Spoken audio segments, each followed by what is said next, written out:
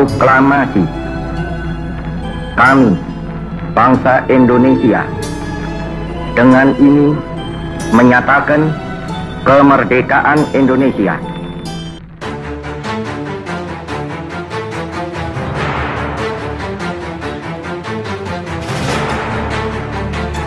Halo sahabat penyuluh pertanian Midio dimanapun berada.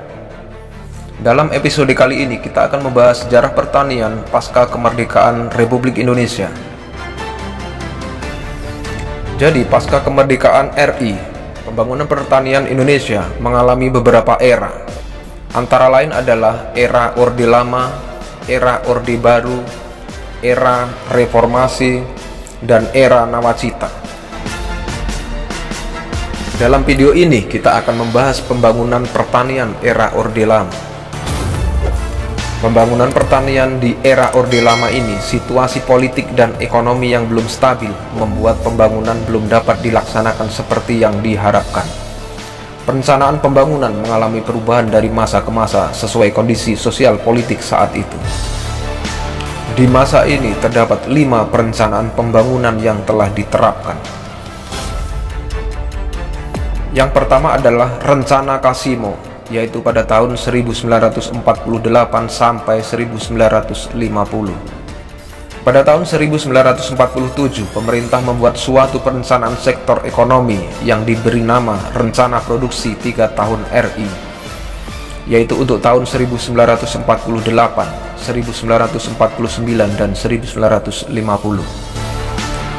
Rencana itu utamanya ditujukan untuk pertanian, peternakan, perindustrian, dan kehutanan.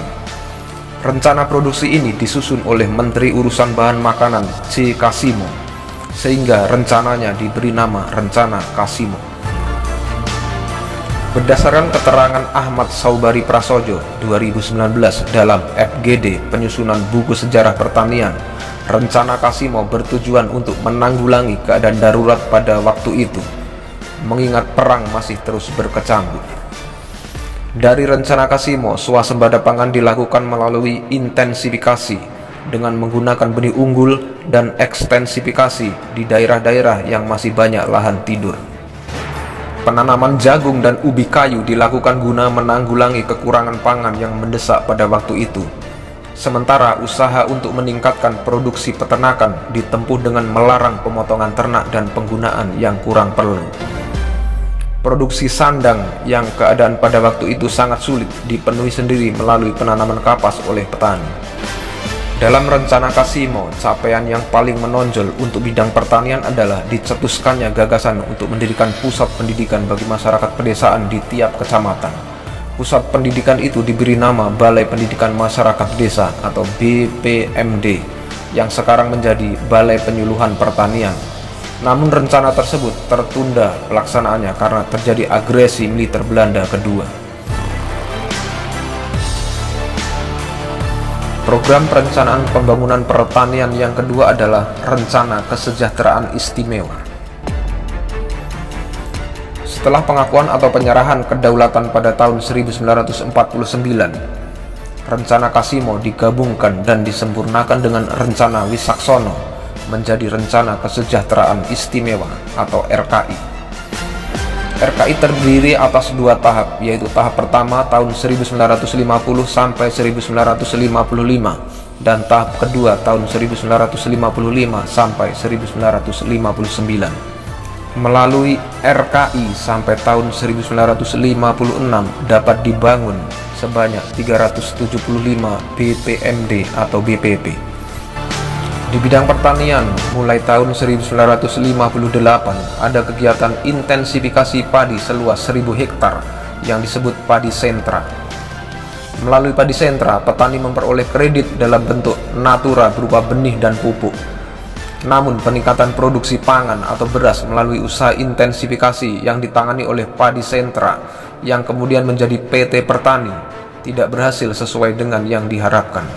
Selanjutnya, pada tahun 1959, Padi Sentra digabungkan menjadi bagian dari Badan Perusahaan Produksi Bahan Makanan dan Pembukaan Tanah Kering atau BMPT.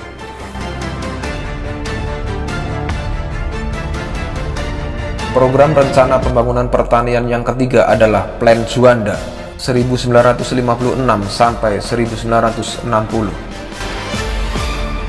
Perdana Menteri Juanda mencanangkan rencana pembangunan jangka menengah yang pertama, yaitu Rencana Pembangunan 5 Tahun atau RPLT. Dalam RPLT, aspek pembangunan yang dicakup lebih luas daripada rencana-rencana sebelumnya.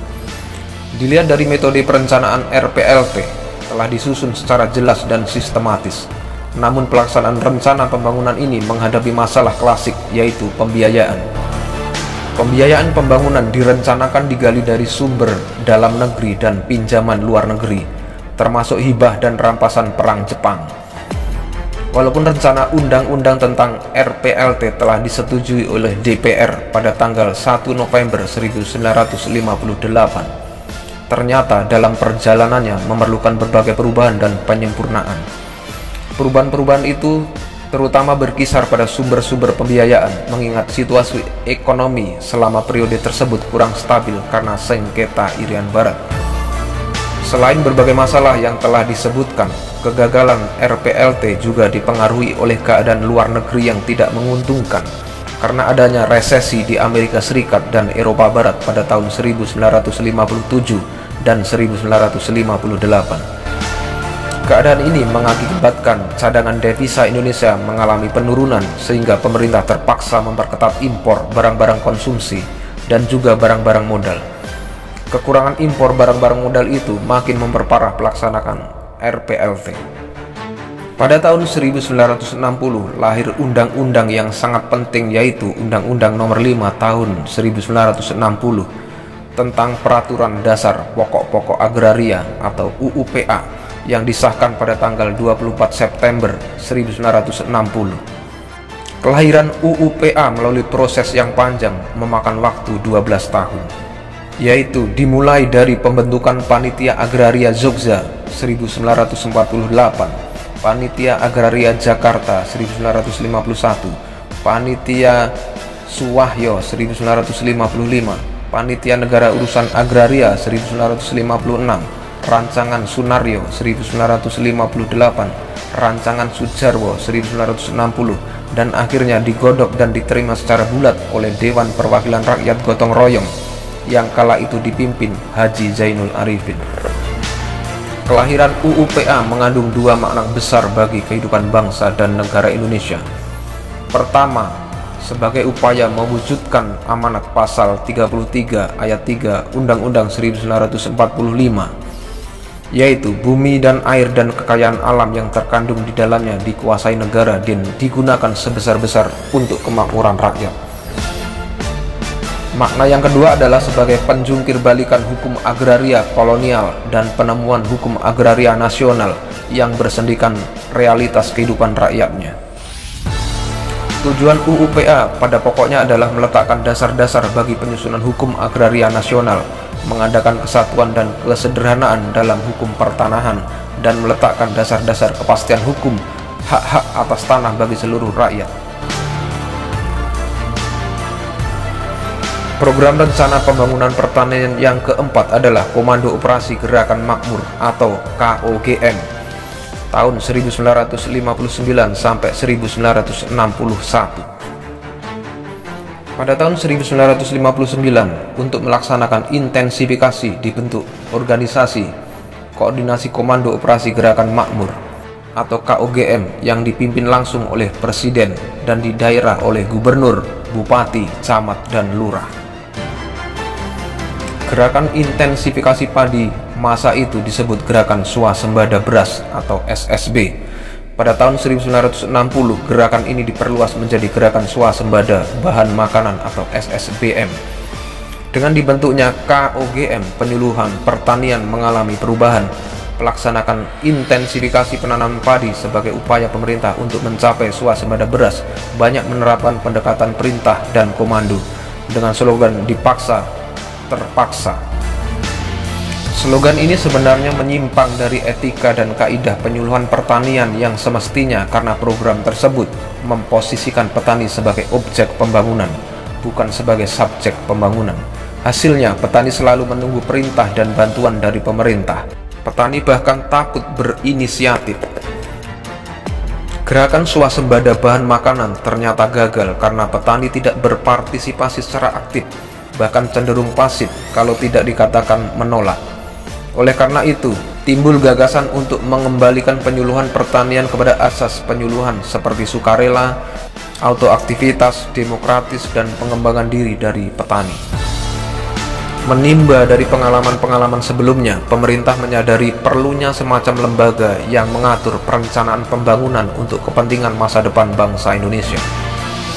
Dengan memperhatikan Undang-Undang Nomor 80 Tahun 1958, dibentuklah Dewan Perencanaan Nasional atau Depernas, yang pelaksanaannya ditetapkan melalui Peraturan Pemerintah Nomor 1 Tahun 1959. Tugas Dewan Perencanaan Nasional adalah mempersiapkan rencana undang-undang pembangunan nasional yang berencana dan bernilai penyelenggaraan pembangunan yang bersangkutan. Dewan Perencanaan Nasional mulai bekerja pada tanggal 28 Agustus 1959 dan dalam waktu 10 bulan berhasil menyusun rumusan akhir mengenai rencana pembangunan nasional semesta tahun pertama 1961 sampai 1969.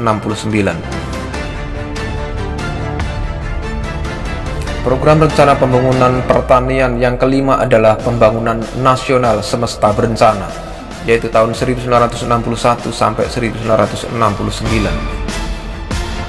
Periode Pembangunan Nasional Semesta Berencana tahap 1 ini dikenal dengan nama Gebrakan Pembangunan Semesta Berencana.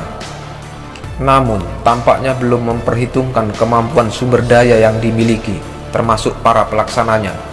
Apalagi pemerintah kemudian tergoda permainan politik untuk menjadi mercusuar dunia yang mendatangkan ketidakstabilan politik dalam negeri dan kemerosotan ekonomi.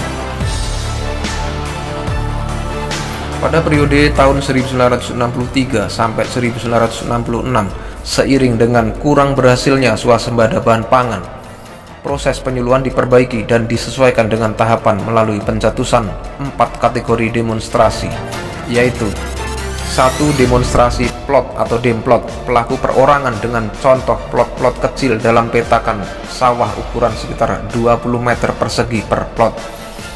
2. Demonstrasi farm atau dem farm, pelaku perseorangan dengan contoh satu kepemilikan usaha tani di satu hamparan.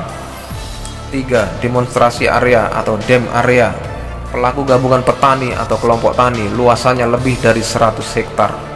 Dan keempat adalah demonstrasi massal atau demas, pelaku beberapa koperasi unit desa atau KUD dengan luasan 600 sampai 1000 hektar. Dengan adanya konsep penyuluhan yang baru melalui 4 kategori demonstrasi tersebut, Fakultas Pertanian Institut Pertanian Bogor pada tahun 1963 berhasil menerapkan panca usaha lengkap melalui Demfarm seluas 100 hektar di Kabupaten Kerawang, Jawa Barat. Pada tahun berikutnya dikembangkan demonstrasi area seluas 605 hektar dengan mengikut sertakan ratusan petani.